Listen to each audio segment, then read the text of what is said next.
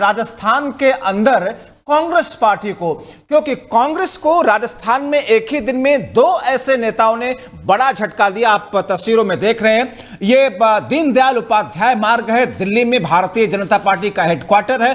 तस्वीरों में आप देख रहे हैं कांग्रेस पार्टी के एक पूर्व नेता जो कि अब बीजेपी के खेमे में चली गई हैं, उनके बगल में आप देख रहे हैं सवाई चौधरी सिंह, जो दोनों लोग अब कहीं ना कहीं भारतीय जनता पार्टी के खेमे में गए हैं।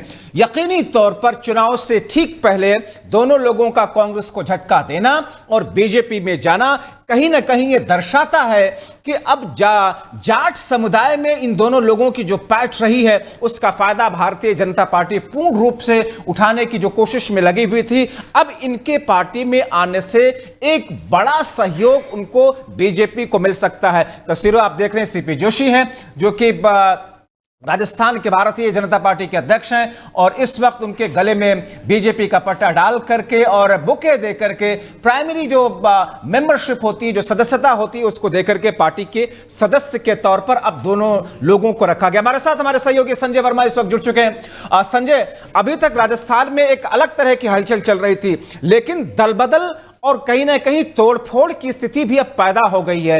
इस कदम से दोनों नेताओं के क्या असर पड़ने वाला है कांग्रेस पर?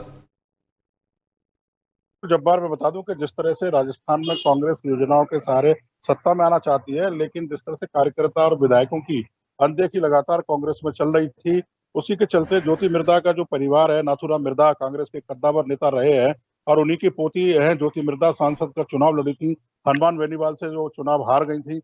अब हनुमान बेनीवाल और बीजेपी का गठबंधन था उस समय। अब वापस ज्योति मिर्धा ने बीजेपी का रुख किया और सवाई सिंह चौधरी वो भी आईपीएस रहे और खीमसर से विधानसभा का चुनाव लड़ चुके हैं।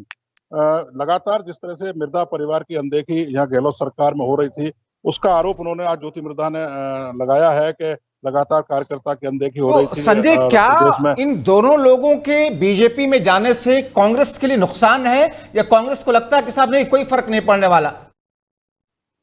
हालांकि जो मिर्धा परिवार है कांग्रेस का पुराना परिवार रहा है और मारवाड़ में अच्छी पकड़ है और जाट नेताओं के रूप में इनकी पहचान बनी हुई है, लेकिन वहां जब से हनुमान बेनीवाल नागौर क्षेत्र में सक्रिय हुए हैं, उनकी 3 सीट विधानसभा में और खुद नागौर से हनुमान बेनीवाल बीजेपी के गठबंधन से सांसद है, तो कहीं ना कहीं हनुमान बेनीवाल को टक्कर देने के लिए बीजेपी ने ज्योति मिर्धा को बीजेपी में लिया है। तो बीजेपी को कहीं ना कहीं राहत है, कांग्रेस को तो बिल्कुल चिंता का विषय है। जाट वोट उस मारवाड़ क्षेत्र में टूटेगा।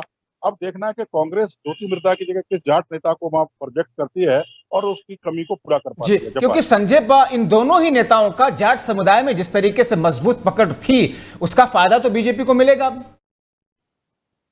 हाँ बिल्कुल, निश्चित तौर पर मारवाड़ में जिस तरह से मिर्धा फैमिली की पकड़ है और नाथूराम मिर्धा बहुत पुराने कांग्रेसी नेता रहे हैं, उसके बाद उनके ये पोती है। और दूसरा सबसे बड़ा अहम बात यह है कि जो कांग्रेस के हरियाणा के मुख्यमंत्री थे दीपेंद्र हुड्डा, उनके लड़के के लिए ज्योति मिर्धा की बहन ब्याही हुई है, मतलब उनकी शादी दीपेंद्र हुड्डा के लड़के के साथ हो रखी है। तो कहीं ना कहीं ये भी कयास लगाए जा रहे हैं कि हरियाणा में दीपेंद्र हुड्डा परिवार भी अब बीजेपी में जा सकता है। जी जब्बार। जी चलिए संजय, बहुत शुक्रिया इन तमाम जानकारी के लिए।